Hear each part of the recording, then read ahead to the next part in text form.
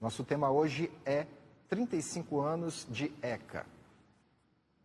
Para esta conversa, convidamos o promotor de Justiça Márcio Tadeu Silva Marques, titular da 42ª Promotoria de Justiça Especializada do Termo Judiciário de São Luís, a Promotoria de Infância e Juventude. O defensor público do Núcleo de Defesa da Criança e do Adolescente, doutor Davi Rafael Veras, e o conselheiro tutelar e empreendedor social, Rodrigo Santos.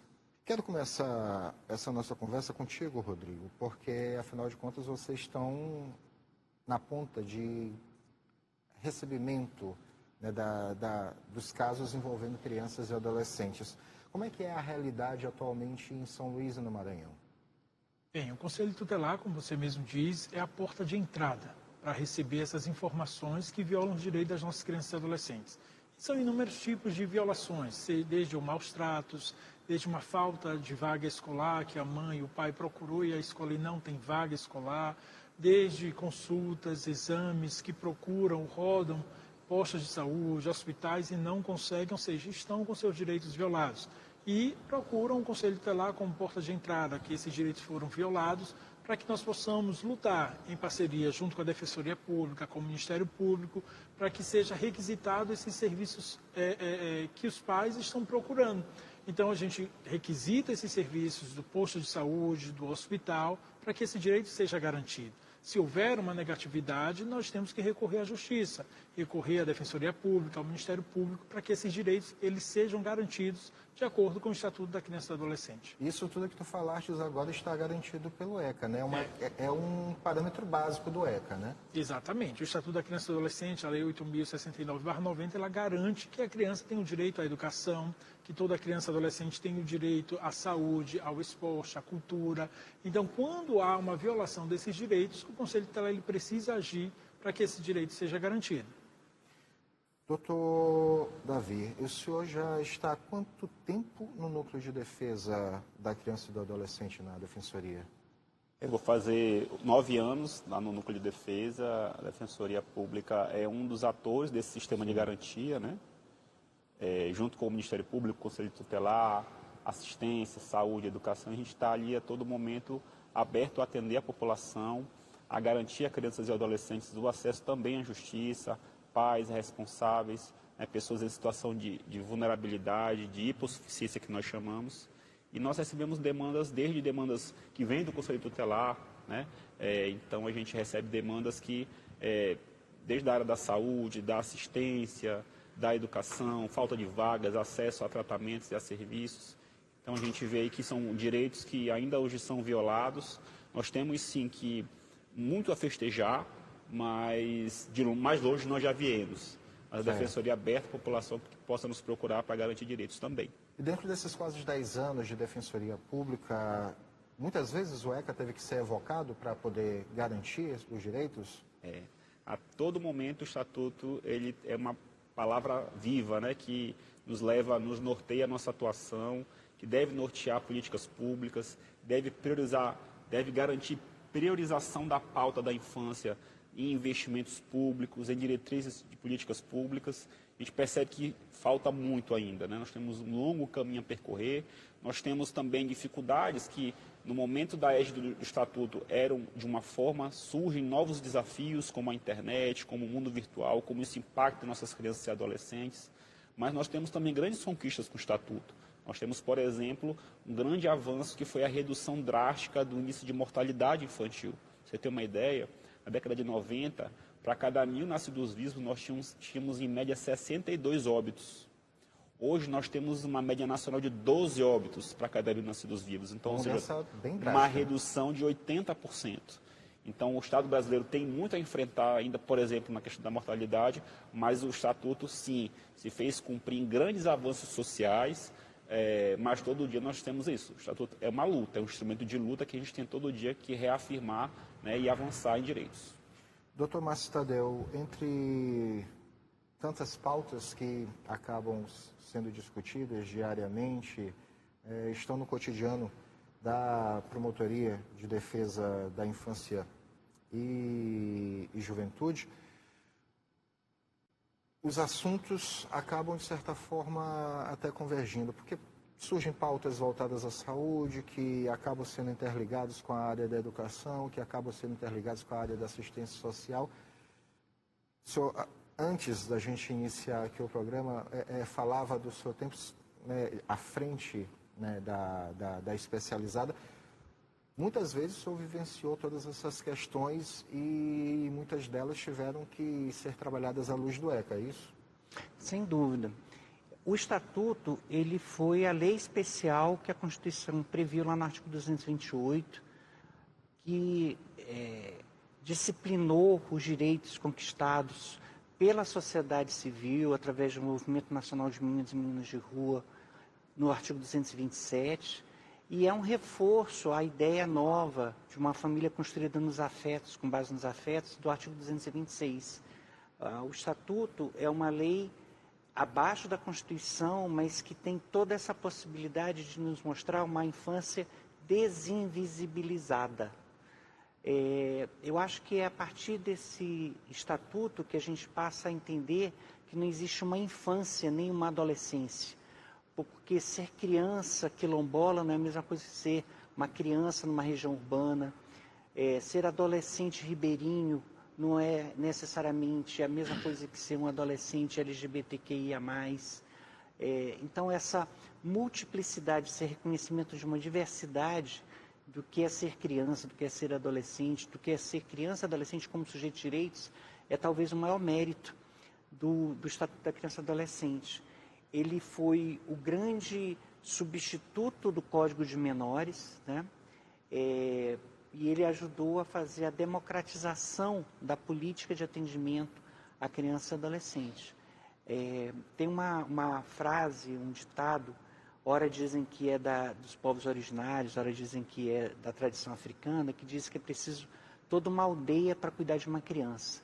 O Estatuto é a instrumentalização dessa ideia, né? Quando ele coloca como uma jabuticaba, porque só existe no Brasil, a sociedade representada pelo Conselho Tutelar, né? Quando coloca a possibilidade da defesa dos interesses e direitos difusos, coletivos, por mais de um legitimado, de uma maneira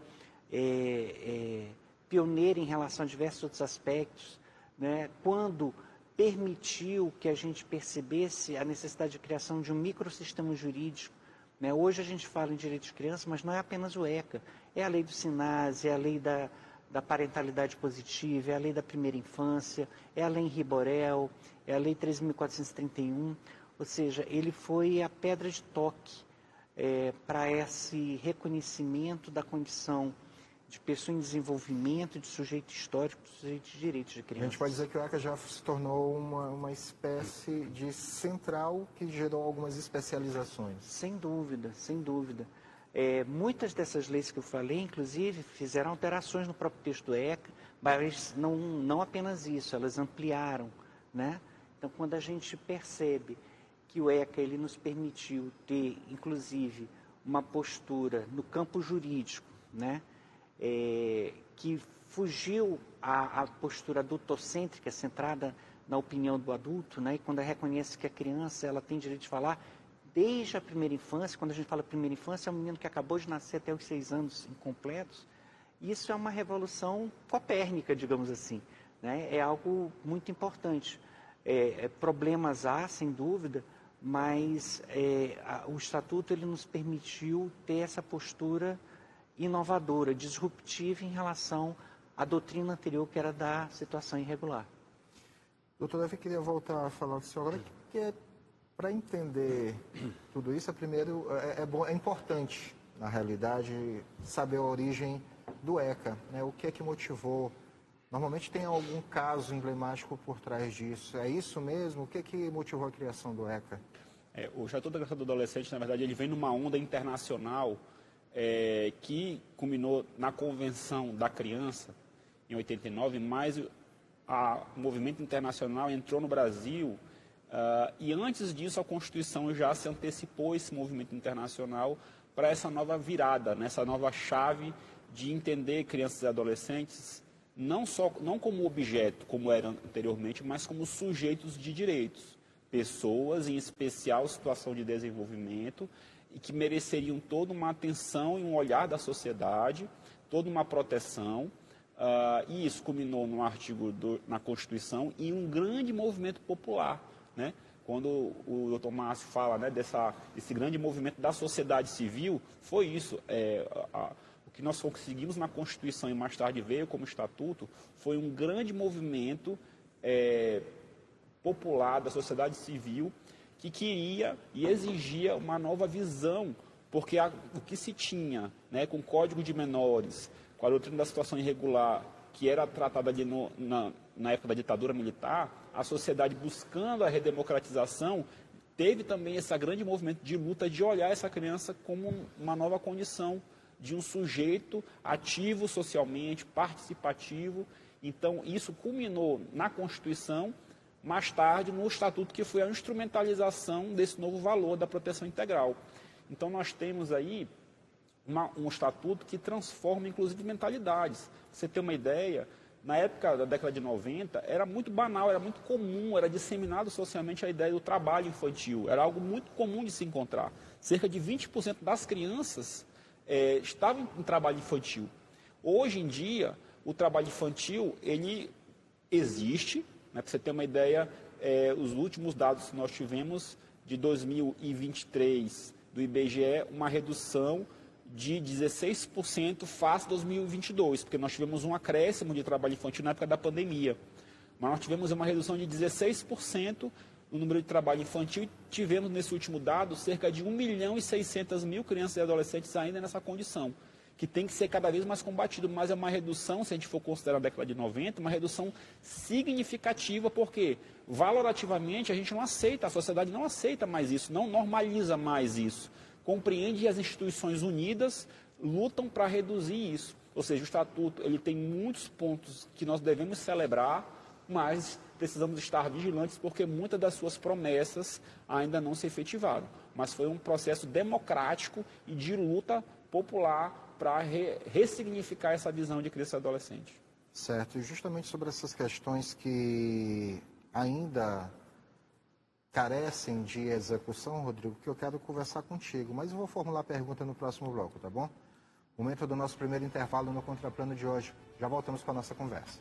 Estamos de volta com o Contraplano, hoje debatendo 35 anos de ECA. E aí no final do bloco anterior, Rodrigo, pegando o gancho do doutor Davi, ele disse que tem muito que se celebrar a respeito das conquistas do ECA, mas ainda tem muita coisa a avançar. O que seriam essas coisas a avançar? Principalmente os conselhos tutelares de todo São Luís, de todo o Brasil, a gente percebe que trabalhamos diretamente com uma rede de proteção. E essa rede de proteção, por muitas vezes, chamamos até que a rede está furada. Quando que essa rede está furada? É quando o conselho tutelar ele requisita uma vaga escolar para uma criança que não conquistou essa vaga escolar e cadê a rede? Então a gente considera que esta rede está furada. É quando uma criança ou um adolescente precisou passar por uma cirurgia, fazer uns exames até básicos e vai a um posto de saúde, vai ao hospital, vai a uma clínica e não consegue esse direito à saúde. Então a gente percebe que ainda precisamos melhorar essas condições da rede de proteção, porque o Estatuto da Criança e Adolescente ele diz que o Conselho Tutelar ele precisa requisitar esses serviços. Quem são esses atores dessa rede? Os atores da rede, temos o CRAS, temos o CREAS, temos o hospital estadual, hospital municipal, os postos de saúde. Então, todos esses, a própria educação, a escola municipal, a escola estadual. Então, toda essa rede de proteção, ela precisa, de fato, proteger e garantir, que é o que diz o ECA, a prioridade absoluta às nossas crianças e adolescentes. Que muitas das vezes, infelizmente, nós não temos esse direito garantido. Então, precisamos até recorrer à justiça para que esse direito ele seja garantido. Então, a gente tem o que comemorar, sim, muitas conquistas, como já foi falado, mas tem muito a melhorar para que esse direito ele seja de fato garantido e não fique apenas na lei. Porque, infelizmente, muitos também ainda não conhecem de fato o que é o ECA, o que é o Estatuto da Criança e Adolescente, o que é essa lei que garante integralmente o direito de uma criança e de um adolescente. E, às vezes, até mesmo o Conselho Tutelar, quando ele requisita esse serviço para algum órgão, eles destratam, desmerecem ou acham que não tem tanta importância. Mas se for provocado uma Defensoria Pública, um Ministério Público, o Tribunal de Justiça, aí sim tem valor. Infelizmente, muitas vezes acontece isso. Mas a gente trata de uma lei federal que instituiu o Conselho Tutelar. E o Conselho Tutelar, por exemplo, só aqui em São Luís nós temos 10 conselhos tutelares. E cada sede compõe 5 conselheiros para atender toda essa demanda. E são centenas e centenas de atendimentos que nós fazemos. Por quê? Porque a demanda é grande. A violação de direitos de criança e adolescente ainda é muito grande. E precisa-se, como o doutor Tadeu falou, de toda uma aldeia para justamente a gente continuar garantindo esse direito de criança e adolescente. Doutor Márcio Tadeu, o Brasil, ele é citado muitas das vezes, né, fora como um exemplo, justamente por ter o Estatuto como um instrumento, como o Estatuto da Criança e Adolescente. Existem outros exemplos, mundo afora, de defesa, garantia de direitos da criança, que tenham patamar igual ou melhor? O Estatuto da Criança, ele, vamos dizer assim, ele estratificou, ele trouxe uma evidência do que é essa rede de atendimento, né? A Constituição, ela já diz lá no parágrafo 7º do artigo 227 que a política de atendimento, ela tinha que ter 2 grandes diretrizes, a participação popular e a descentralização político-administrativa. Por isso que a política de atendimento para a criança é municipal, basicamente. Mas o sistema brasileiro, ele, de fato, ele tem algumas coisas muito importantes, digamos assim, do plano de vista da inovação das redes por todo o mundo. Há um jurista argentino, Emílio Garcia Mendes, que é um profundo conhecedor do nosso sistema, que ele diz que crianças e adolescentes são importantes para a democracia, em especial no Brasil. O sistema de garantia de direito, ele tem um viés democrático, não só na formulação, mas na forma de oferta. Por exemplo, a Jabuticaba, que é o Conselho Tutelar, que é a porta de entrada desse sistema, né? Ela tem ele é formado por agentes políticos, porque a sua forma de investidura é diferenciada. Não é concurso, não é um processo eleitoral, é uma mistura disso tudo, para que a gente possa ter pessoas com uma predominância técnica, mas com uma determinação política de garantir a proteção integral, né?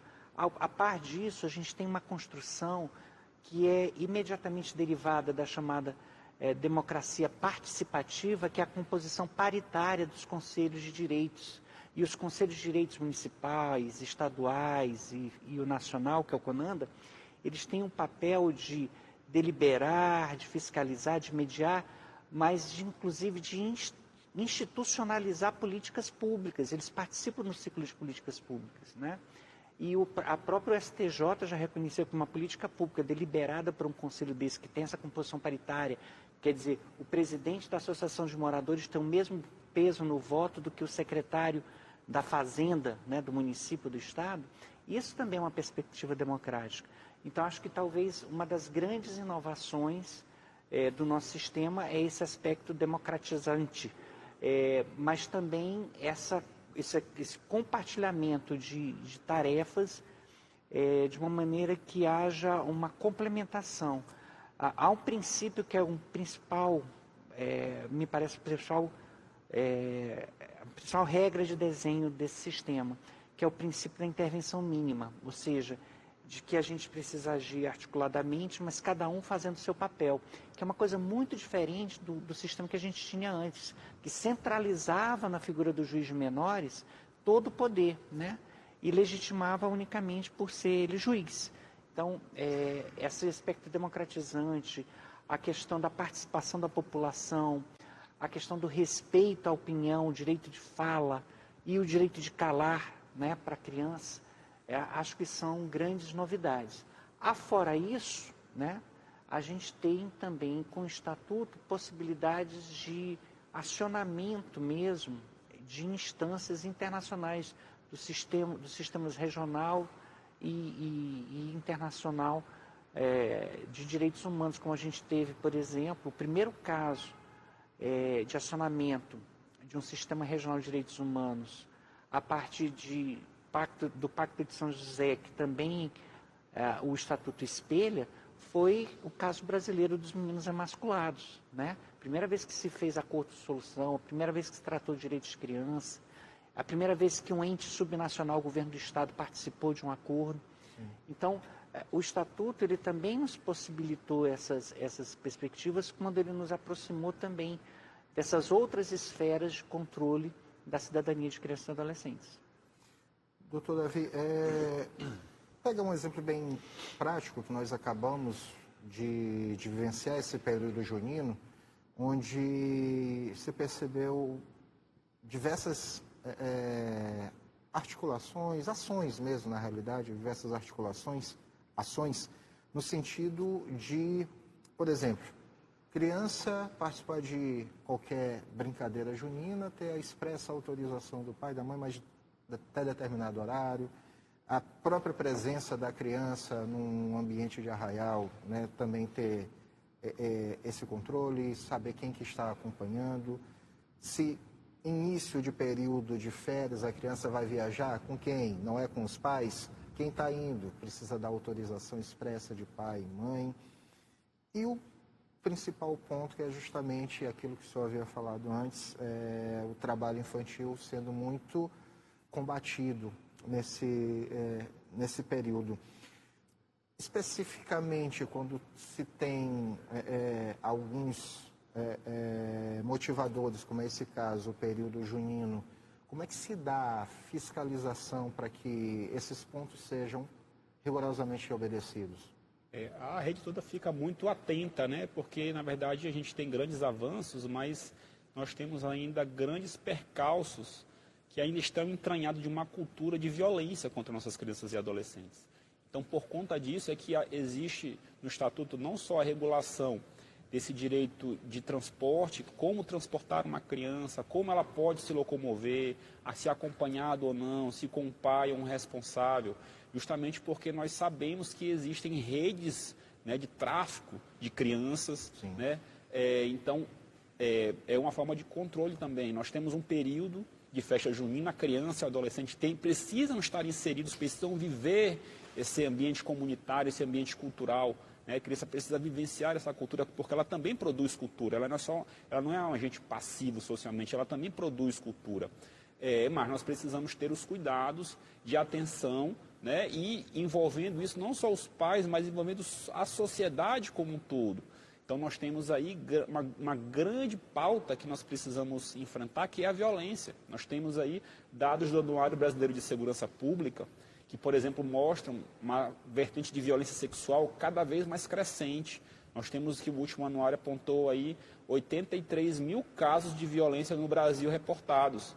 Mas a cada ano um aumento desse número de violência e, mais do que isso, uma subnotificação gigantesca. Esse anuário de 2024, ele aponta para um dado que menos de 10% das violências chegam ao conhecimento das autoridades. Então, nós temos aí uma subnotificação gigantesca que necessita cada vez mais de um pacto. A subnotificação, inclusive, sempre foi um problema histórico, né? Um problema histórico, porque, como o doutor Márcio Tadeu explicou muito bem, essas pessoas, por muito tempo, foram invisibilizadas. Criança e adolescente, por muito tempo, foi visto só como um ser restrito à família, não como um indivíduo comunitário, né? Então, identificar essas violências também necessita uma mudança de compreensão para que entender que, como é uma aldeia que cuida, todos nós somos responsáveis pelo cuidado, pelo zelo, né? Mas entender também essa família numa condição que pode estar sendo também vulnerabilizada, né? Então, é por isso que nesses momentos juninos, de festas, a gente tem que redobrar a atenção. Todos os atores da rede ficam com a atenção redobrada, mas é um pacto que precisa se perpetuar por muito tempo, porque nós temos grandes desafios e um deles é a violência. Rodrigo, existem também aquelas crianças e adolescentes que estão em medidas socioeducativas, né? Essas também têm, independente do que as levou a um ambiente de ressocialização, elas têm o seu direito resguardado, não é isso? Sem dúvidas. Todas elas têm o direito tanto à educação, têm o direito à saúde e até mesmo que seus direitos não sejam violados na própria instituição. Porque às vezes quando uma criança, um adolescente cometeu algum ato infracional, ele está cumprindo alguma medida, ele precisa estar na instituição, ele também ali ele cumpre seus direitos e deveres, né? E ao mesmo tempo não podem ter seus direitos violados, porque existe também a violação institucional. Às vezes não querem dar talvez uma boa alimentação, não ter um período de fato de um acompanhamento psicológico, um acompanhamento escolar também. E esses adolescentes, eles precisam ter seus direitos garantidos ali, e até mesmo fora. Porque às vezes tem a rejeição dos pais, dos familiares, não querer, e aí vem a família extensa que tem que cuidar, que tem que proteger e que precisa continuar garantindo esse direito. Então, todos eles, todas as crianças e adolescentes são prioridades absolutas.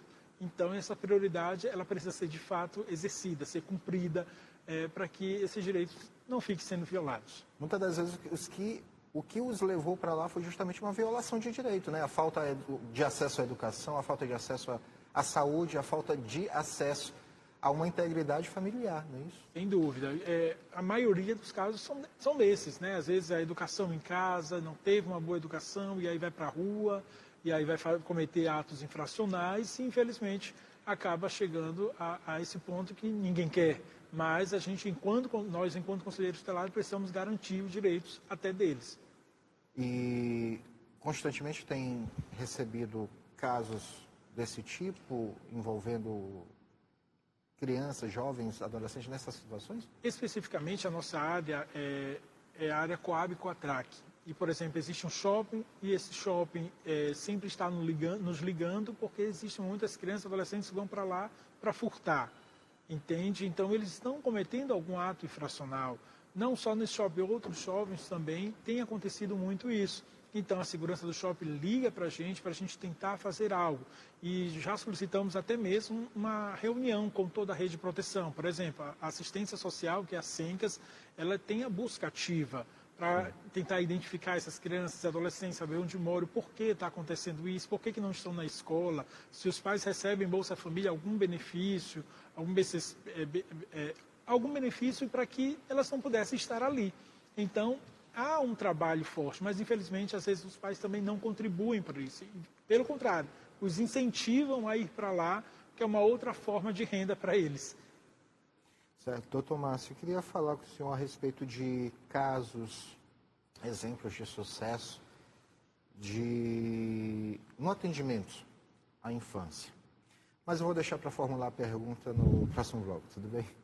Momento do nosso último intervalo, nossa última parada no Contraplano de hoje. Já voltamos com a nossa conversa.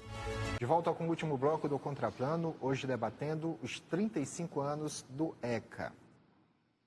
Participam desse debate o promotor de justiça, Márcio Tadeu Silva Marques, titular da 42ª Promotoria de Justiça Especializada do Termo Judiciário de São Luís, primeiro promotor de Justiça da Infância e Juventude. O defensor público do Núcleo de Defesa da Criança e do Adolescente, Davi Rafael Veras, e o conselheiro tutelar e empreendedor social, Rodrigo Santos. E aí, no final do bloco anterior, doutor Márcio, falava justamente sobre exemplos positivos de sucesso, né, que atenderam muito bem, né, no que diz respeito a esse respeito à infância. Que casos, exemplos de sucesso no atendimento à infância a gente poderia citar aqui e lembrar? Eu quero homenagear a Casa. A Assembleia Legislativa do Maranhão tem um papel importante nisso. A Constituição do Estado do Maranhão foi a primeira Constituição estadual a prever a proibição de contingenciamento do orçamento da criança e do adolescente. A Constituição do Estado do Maranhão foi a primeira Constituição estadual a prever a proporcionalidade de um conselho tutelar para cada grupo de 100 mil habitantes. Né? A Casa do Povo fez sua lição de casa várias vezes, provocada por essa rede de atendimento. Né? Os conselheiros estiveram aqui várias vezes para falar sobre isso. Essa casa também já foi autora de pelo menos duas CPIs sobre violência sexual muito importantes que ajudaram a modificar a nossa legislação, inclusive local. Né? Uma delas, a última, sob a relatoria da hoje senadora Elisiane Gama, que teve um papel muito importante nesse momento inicial. No plano desse sistema, eu queria fazer uma homenagem aqui à Defensoria Pública e falar de uma atuação conjunta com o Núcleo da Infância, no atendimento de grupo de alunas em escola estadual, em que a gente inaugurou uma tecnologia nova de atendimento, de mudança de uma cultura de assédio sexual que existia naquela escola, que a gente já conseguiu também trazer para uma outra escola da rede privada com relação a isso. E há outros casos de uma diminuição, de uma visibilidade maior, né? Alguns com muitos anos, como, por exemplo, o caso dos meninos do trem, que durante mais de uma década a gente conseguiu fazer cessar a viagem clandestina de meninos imersos no minério de ferro, nas composições de carga, né, que gerou várias lesões a direitos de crianças e adolescentes, numa ação conjunta do MP do Maranhão com o MP do Pará. O caso do leite especial, o Estado do Maranhão foi o primeiro a institucionalizar o atendimento do leite para crianças com alergias, com intolerâncias, com recurso do Tesouro Estadual, um movimento da infância nesse sentido. A questão do próprio, é preciso que se diga, o próprio acordo de solução amistosa no caso dos meninos emasculados, o acordo faz esse ano 20 anos, muito dele foi cumprido, mas há alguns pontos que precisam ainda ser retomados, em homenagem às famílias, em homenagem ao próprio atendimento, à necessidade de fazer o concurso para o Instituto de Perícia para Criança e Adolescente, que inaugurou também uma tecnologia também totalmente nova de identificar casos de violência sexual que não deixam marcas, que podem ser medidas ou fotografadas. Há um número muito grande de conquistas e há um número maior ainda de desafios, principalmente na área da tecnologia. Hoje, talvez a gente não entenda o risco que é para o desenvolvimento de uma criança você fazer uma exposição muito agressiva, muito presente dos nossos filhos nas redes sociais, né? Mas isso tem um nome, né? Que o próprio Unicef vem combatendo, né? Pelas consequências que isso pode trazer. A gente tem a pornografia infantil, as novas formas de exploração também, o estupro virtual, né? Então, o que mais nos motiva hoje em dia é identificar que a gente ainda tem velhos novos problemas, mas mesmo em relação aos novos problemas realmente, a gente tem a possibilidade cada vez maior de encontrar nessa busca de soluções a consolidação desse sistema de garantias de direito, né? O Conselho Tutelar que começou lá em 90 com o ECA, hoje é absolutamente diferente e eu acho que melhorou muito, né? Porque ele se democratizou, ele teve mais condições de estar próximo da comunidade, teve mais visibilidade. Tem mais desafios? Tem alguns problemas, com certeza, mas isso é parte desse processo civilizatório, digamos assim, de construção da cidadania de crianças e adolescentes. Doutor Davi, a criança que lá em 1990 tinha 10 anos e era o objeto de inspiração do ECA, e hoje é um adulto, né, levando-se em consideração o tempo que o ECA já tem, é um adulto de 45 anos, ele consegue visualizar com clareza os ganhos que o ECA trouxe para essa criança de hoje que tem uns 10 anos? Perfeito. A criança hoje, com 10 anos, ela tem um arcabouço maior de mecanismos, um arcabouço maior de instituições, mas eu acho que hoje uma das grandes falas que nós temos é de dar para essa criança esse protagonismo. Ou seja, nós temos aí um marco legal da primeira infância que vai definir lá instrumentos para que essas crianças possam participar da feitura das políticas públicas. Nós estamos subestimando a capacidade de crianças e adolescentes de compreenderem as fragilidades, e isso é uma das grandes fragilidades que nós temos, e às vezes é definir estratégias. A gente fala às vezes de enfrentamento à gravidez da adolescência e não conversamos com as adolescentes, elas não participam dessa construção. Então, hoje nós temos crianças e adolescentes cada vez mais que buscam espaço. Então, um menino de 10 anos hoje, uma menina de 10 anos hoje, são pessoas com muito mais discernimento para lutar por seus direitos.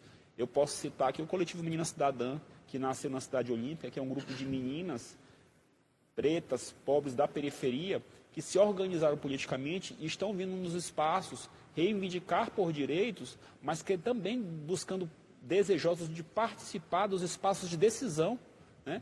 Então, sim, nós temos grandes avanços, grandes desafios, mas nós precisamos cada vez mais garantir que essas pessoas estejam conosco, nos ajudando a definir estratégias. Não podemos mais só adultos estar discutindo sem que eles participem das diretrizes, dos debates com o poder de decisão.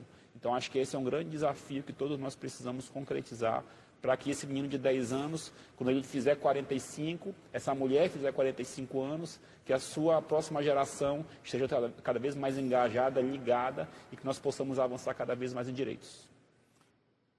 Rodrigo, em relação às propostas para fortalecer a rede de proteção, o que de imediato pode ser feito que ainda não está sendo executado, mas pode ser feito, é algo palpável para se fazer atualmente? O Conselho Tutelar em si, nós necessitamos mais de políticas públicas voltadas para a infância, voltadas para as crianças e adolescentes. Como, por exemplo, crianças com seus direitos violados, a gente não encontra uma escolinha de futsal gratuita, não encontramos um reforço escolar gratuito na comunidade, não encontramos uma atividade laboral para uma criança de informática, de um adolescente para informática, para que venha incluir ele e não excluir, porque muitas às vezes não tem condição, né? Então a gente percebe que as políticas públicas voltadas para a infância estão de extrema necessidade para fortalecer ainda mais essa garantia de direitos. E hoje, com completar desses 35 anos do Estatuto da Criança e Adolescente, a gente também precisa ter uma participação da família, até mesmo com o Conselho Tutelar, e entender de fato quais são as atribuições do Conselho Tutelar, o que diz o artigo 136, e tirar também essa visão de que o Conselho Tutelar vai pegar o menino para levar para o orfanato, de pegar o menino para levar para o abrigo. Então, precisamos desmistificar isso e mostrar que o Conselho Tutelar ele é parceiro, ele é amigo, ele garante direitos, ele não é de botar medo numa criança, ele, pelo contrário, ele garante direitos. E hoje a gente vivencia muito com isso, de um pai dizer, eu vou chamar o Conselho Tutelar, de querer botar medo, de querer amedrontar a criança no sentido de dizer, o Conselho Tutelar é um bicho-papão, é algo mau, que vem para cá só para pegar a criança e levar. Então, nós precisamos que a comunidade em si conheça de fato a atribuição do Conselheiro Tutelar, conheça de fato a sede do Conselho Tutelar, que existem 10 só aqui em São Luís, e para essa questão mais palpável mesmo, para a garantia de direitos de criança e adolescente, a gente precisa que as políticas públicas elas não sejam somente criadas, mas que sejam aplicadas, que estejam mesmo aparentes para que todos possam usufruir e diminuir essas violações que existem tantas. Interessante quando tu colocas isso, porque a primeira pessoa que pode, inclusive, responder a respeito de uma situação dessa, um pai que age dessa forma, ele é a primeira pessoa a tentar dar uma explicação. Por que a criança está naquele tipo de situação, né? Até porque muitas das vezes, a grande maioria, as crianças são violadas por eles, né? Até mesmo, como foi citado já, o trabalho infantil. Às vezes tem o benefício, apesar de ser pouco, mas recebe o benefício. Às vezes tem um trabalho extra, entende? Mas quer mandar a criança ir para a rua vender o din-din, vender o bolinho de pote, porque tem que sustentar a família. No horário que muitas das vezes a criança deveria estar na escola. Deveria estar na escola. E se você perguntar, as crianças às vezes não respondem. Por quê? Porque não estão estudando. E se você consegue identificar aquela criança ou aquele adolescente que está vendendo algo na rua, em situação de trabalho infantil, e você vai verificar, às vezes só está matriculada, porque se não tiver matriculado, não recebe o benefício do Bolsa Família. Então, mas quando tu vai pedir um relatório pedagógico dessa criança para a escola mostra que já tem mais de 100 faltas, que é indisciplinado, que não tem frequência, que não faz atividades, que não tem acompanhamento familiar, ou seja, a violação está vindo de dentro de casa. E a gente precisa mudar essa situação para melhorar mais a garantia dessas crianças e adolescentes. Certo. A gente já está encaminhando para o final do nosso programa, nessa nossa edição, falando sobre os 35 anos do ECA.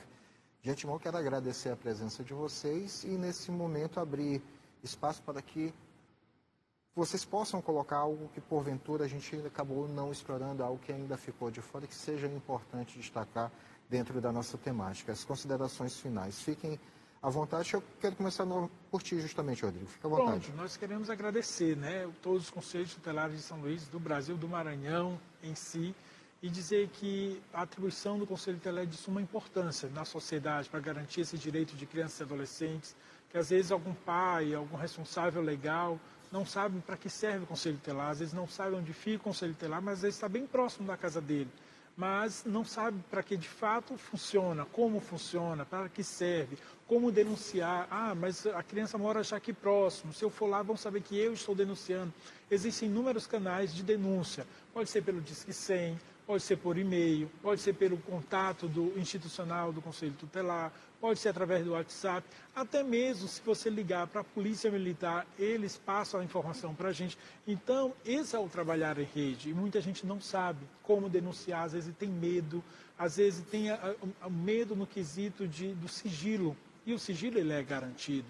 Então, qualquer pessoa, ainda que desconfie que essa criança ou adolescente está passando por algum tipo de violação, os direitos serão preservados e o Conselho Tutelar vai tomar as providências. Sejam elas, se for para a segurança, nós iremos caminhar, se for para a saúde, se for para a justiça. Então, o Conselho Tutelar ele vai dar um direcionamento para, assim, garantir o direito da criança e adolescente. Então, qualquer pessoa que, ainda que desconfie algum tipo de maus tratos ou violência, que denuncie, não seja cúmplice e não fique ali caladinho. Mas procure o Conselho Tutelar, que eu tenho certeza que juntos, com todo esse SGD, nós conseguiremos, sim, garantir o direito dessas crianças e adolescentes. Doutor Davi, fique à vontade. É uma alegria estar aqui com vocês, é uma alegria conversar, né, com a Assembleia Legislativa, no programa Contraplano. Dizer que proteger criança e adolescente é um pacto social, é um dever coletivo de cuidado. O artigo 227 vai dizer que é dever da família, da sociedade, do Estado, a proteção e garantia de direitos de criança e adolescente. O Estatuto fala muito claramente que essa prioridade absoluta dessa criança, desse adolescente, tem que se revestir na priorização de políticas públicas de acesso. Então, toda vez que um menino, né, acaba sendo cooptado por um ato infracional, nós precisamos entender que nós todos falhamos. Porque para aquela criança e para aquele adolescente, para aquela família, faltou proteção social, faltou política pública, faltou acesso a direitos. Então, nós não podemos individualizar um fracasso e compreender esse ator coletivo, esse sujeito coletivo, como uma responsabilidade de todos, e isso deve ser priorizado enquanto política pública. Enquanto nós tivermos, então, meninos nas ruas, meninas trabalhando, crianças vítimas de violência, né? A falta negativa de acesso a uma escola, nós precisamos avançar e avançar muito. Avançar enquanto pacto social, enquanto elegibilidade social, de priorização, para que nós tenhamos, sim, um direito a um desenvolver saudável, com garantia de direitos e com uma conquista social, para que crianças e adolescentes não tenham mais sido vítimas de violências, de negligências e de abandonos, não só de família, mas sobretudo do Estado. Doutor Márcio Tadeu.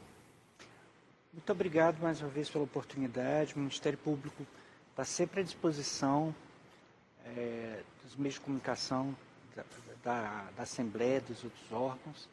E eu espero que ano que vem, quando a gente estiver completando os 36 anos, né, a gente possa dizer que nesse ano último a gente conseguiu conquistar muito mais coisa, né?